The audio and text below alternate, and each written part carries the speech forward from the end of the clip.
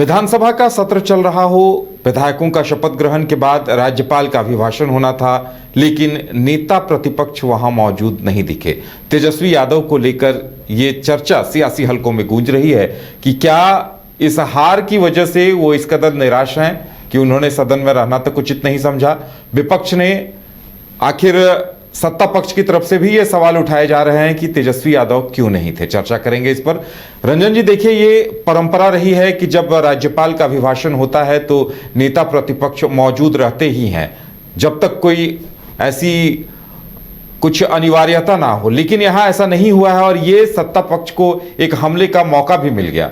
जी हाँ, बिल्कुल। देखिए, ये परंपरा रही है कि नेता प्रतिपक्ष रहते हैं। जो बुधवार को राज्यपाल का अभिभाषण हुआ, जिसमें कि उन्होंने जो है विधानसभा और विधान परिषद के सदस्यों को संबोधित किया, और वहाँ पर देखिए जो विधान परिषद की नेता प्रतिपक्ष हैं राबड़ी देवी, वो थी और राज्यपाल अपना अभिभाषण दे रहे थे। उसमें माइक भी खराब हुआ, इसे लेकर भी जो है विपक्ष ने सवाल उठाए। फिर राज्यपाल महोदय ने जो है कहा कि मैं इसे पढ़ता हूं जोर से, और फिर इस तरह से चीज़ें आगे बढ़ी। लेकिन इन सब के बीच जो सब ने गौर किया और देखा कि जो नेता प्रतिपक्ष बने हैं 2 दिसंबर को जो है नेता प्रतिपक्ष के तौर पर तेजस्वी यादव को मान्यता दिया है अध्यक्ष प्रेम कुमार ने।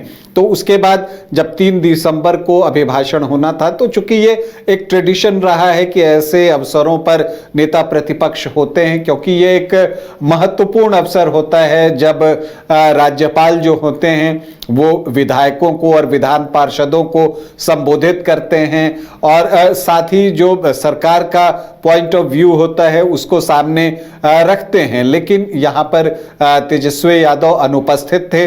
जो सूचना थी, जो सोर्सेस के थ्रू जानकारी है, वो यही है कि वो पटना में नहीं है, वो दिल्ली चले गए थे एक दिन पहले ही, और इस वजह से वो बुधवार को सदन में उपस्थित नहीं रहे। और इसे लेकर जो है सत्ता पक्ष जो है वो नेता प्रतिपक्ष को घेरता हुआ नजर आ रहा है। उनका ये कहना है कि नेता प्रतिपक्ष गंभीर नहीं है इतने महत्वपूर्ण दिवस को, जबकि राज्यपाल जो है विधायकों और विधान पार्षदों को संबोधित कर रहे थे, उस वक्त वो नहीं थे। तो इसका मतलब है कि उनकी गंभीरता नहीं है, उनको सदन से या जनता से कोई मतलब नहीं है। तो ये एक स्वाभाविक बात है कि जब कोई इस तरह का अवसर आता है जहां आपके पास हमला की गुंजाइश हो, तो जो 2 पक्ष होते हैं एक दूसरे पर हमलावर होते ही हैं। तो आज सत्ता पक्ष की तरफ से तेजस्वी यादव के नहीं होने की वजह से घेरने की कोशिश हुई,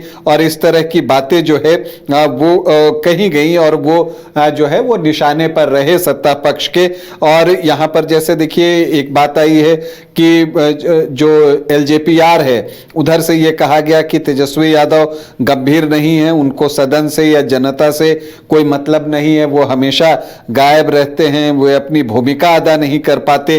तो इस तरह की बातें हो रही हैं। बीजेपी ने भी तंज कसा है, और सुबह से ही ये चीजें चल रही थी कि हाँ तेजस्वी यादव नहीं है, इसको लेकर जो है सत्ता पक्ष की तरफ से सवाल उठाया जा रहा है। दूसरी तरफ अगर विपक्ष की बात करें तो विपक्ष जो है वो डिफेंस करता दिखा कि ये सिर्फ अभिभाषण था, कोई बहस होती तो वहां पर नेता प्रतिपक्ष होते, तो डिफेंस करने की कोशिश जो है वो आरजेडी की तरफ से हुई। हाँ, लेकिन जो एक परंपरा रही है, आमतौर पर यह हम देखते हैं कि जो नेता प्रतिपक्ष होते हैं राज्यपाल के अभिभाषण के वक्त, जबकि संयुक्त सदन को वो संबोधित कर रहे होते हैं, तो आमतौर पर रहते हैं। तेजस्वी यादव नहीं रहे, इसे लेकर कटाक्ष जो है वो सत्ता पक्ष की तरफ से किया जा रहा है कि हार से हताश हैं, इस तरह की बातें जो है वो कही जा रही हैं। तो आज जो है राज्यपाल ने विधान मंडल के जो दोनों सदन हैं, आपको विधानसभा और विधान परिषद, उनके सदस्यों को संबोधित किया, और सरकार की जो आगे रोड मैप है उसको उनके सामने रखने का कार्य भी किया। तो अब देखिए, चर्चा इस तरह की चल रही है कि आखिर राज्यपाल के अभिभाषण में नेता प्रतिपक्ष मौजूद क्यों नहीं रहे। अब देखने वाली बात यह होगी कि इस पर आरजेडी की तरफ से या तेजस्वी यादव की तरफ से प्रतिक्रिया क्या कुछ आती है।